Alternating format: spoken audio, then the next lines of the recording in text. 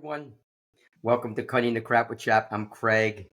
Thank you so much for checking out my podcast and YouTube channel. I really do appreciate. If you like it, please consider subscribing, sharing, and just letting others know that you got something out of it. So for this first introductory podcast, and I'm going to have podcasts, obviously, just me sharing information, but also some amazing guests that are really going to be helpful. And if you like to be on the podcast, I'd love to have you on. So please let me know. This is all about sharing our positive experiences and even some amazing disagreements that we have. So I have three goals for the podcast, and these are going to be whether or not I'm by myself or with others. Number one is that the experience is a positive one.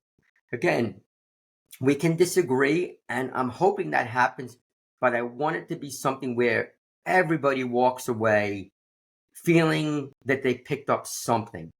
Number two, I want the podcast to be something where we're always asking questions of each other.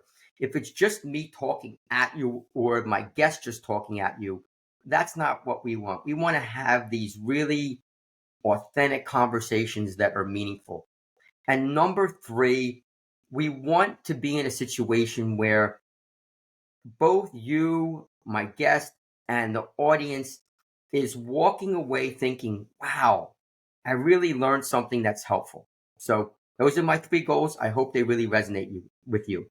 So for this first podcast, I'm going to be covering a topic that is really important to me. I've been a long-time educator for 35 plus years, and I see this a lot when I'm teaching students, and that is this topic of authentic conversations.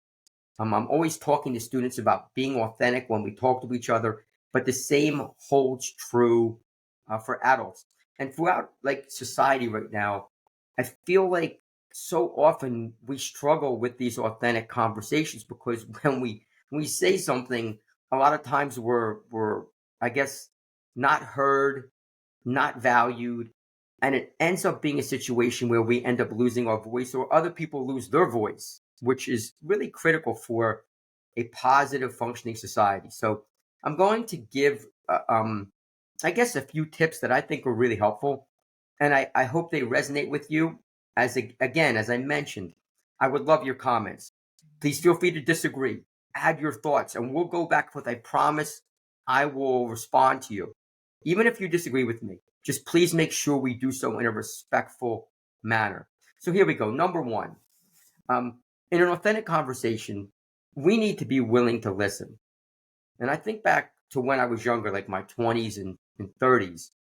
I'm not going to say that I never wanted to listen, but more often than not, when I think back to it, I was listening, but I really wasn't hearing. I'd wait for like I wait for like a little bit of silence, and then I chime in really quick. And oftentimes, even if the person didn't say something, I don't think they really were heard. And being willing to listen means you gotta pause. Like wait till somebody's done. Have eye contact with them.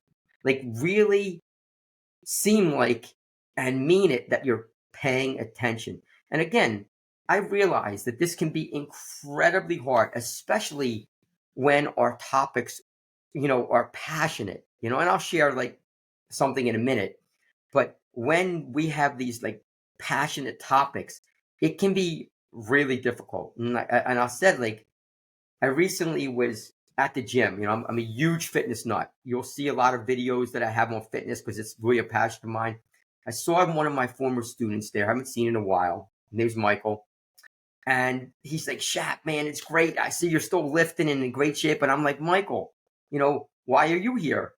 And he ended up bringing up just the topic of religion, which caught me off guard because I was like lifting. But it's crazy.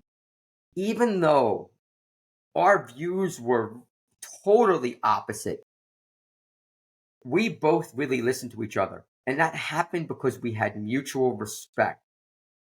And again, even though we disagreed, when I think back to our conversation, we had so many smiles and nods. Like we were constantly like smiling and nodding at each other. And even though we thought differently of what each other was saying, it was always respectful. And we actually exchanged numbers at the end, and hopefully I'm going to have Michael on.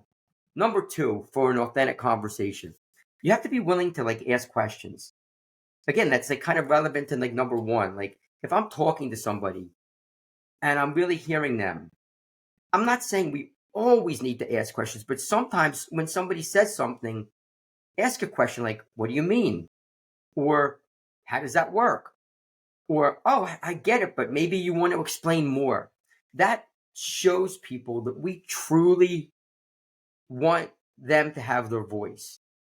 And again, I'm not suggesting that every time somebody says something, you need to ask a question. That's totally like unreasonable. Nobody would do that. Then it's not even a real conversation, but it can be really helpful. Number three, and this kind of relates to asking the questions. A conversation, as many of you know, is at least two people, sometimes more, maybe it's a group, but it's never just one person. When I talk about listening to others, I also mean having your own voice. Like we want to be heard as human beings. That's one of the things that makes us so special is we want to have our voice heard and listened to and respected. So I would never suggest in a conversation that it be one way. I always think it needs to be at least two ways, three ways, or however many people are in the group. Please have your own voice. Now, when I say have your own voice, don't dominate the conversation. Take a pause. I literally was just talking to a fantastic colleague of mine at work, and the conversation came out of the blue. We weren't even planning on having it. But I know for me, I made sure that when she was talking, I was listening, and I know her. She really wanted to hear my voice as well. So it's a two-way street. My last thing that I'd say is allow for change to happen. Like in a conversation that you're having, a surface level conversation, I think, is just two people just talking to each other, and minimal change happens because it's surface level. To get under that surface, and this again doesn't have to be every single conversation, maybe not even most of them, but some of them, hopefully, there's change happening. And I'll go back to the conversation I had with my former student, Michael.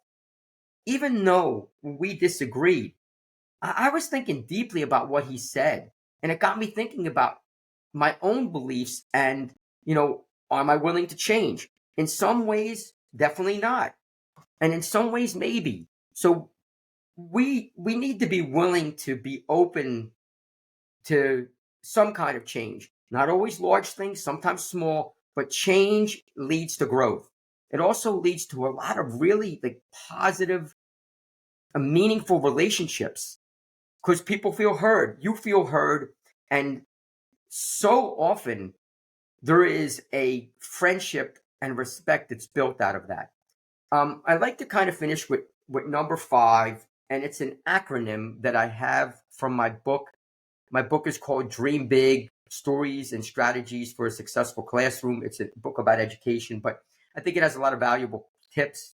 Here it is. And the acronym is HAPPY, and it means honest, being honest, attentive, not just with your students, just people in general, persistent in how you stand up for things, giving a lot of praise, and being willing to say yes. Yes to the things that you're doing and the things that other people are doing. So there's my happy quote. Thank you again for supporting the channel. Please consider subscribing because that's obviously how it builds out. Sharing with others is really important. And again, if you'd like to be on the podcast, I'd love to have you. So again, I appreciate you. Thank you again for all you do. Have an awesome day. And I will be back soon with more amazing clips. Talk to you soon.